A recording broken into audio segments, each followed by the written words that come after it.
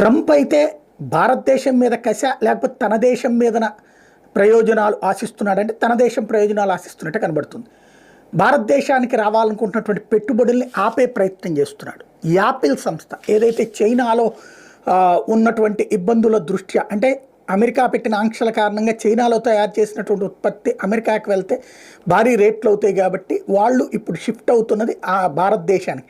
భారతదేశంలోని వివిధ ప్రాంతాల్లో ప్లాంట్ పెట్టారు. ఇప్పుడు అమెరికాలో అత్యధికంగా అమ్ముడవుతున్నటువంటి మేడ్ ఇన్ ఇండియా సెల్ ఫోన్లు ఇంకా ఇక్కడికి పెద్ద ఎత్తున చైనాది మొత్తం షిఫ్ట్ చేయడానికి ఇండియాకి రెడీ అవుతుంటే, ట్రంప్ టీమ్ కుక్ ఎవరైతే యాపిల్ అధినేతను పిలిచి చెప్పేది ఏంటంటే, భారతదేశం కాదు అమెరికాలోనే పెట్టుకున్న కంపెనీలు, అమెరికాలోనే ఇక్కడే ఉద్యోగాలు కావాలి, ఇక్కడే ఉపాధి అవకాశాలు కావాలి, ఇక్కడే పెట్టుకోవాలి.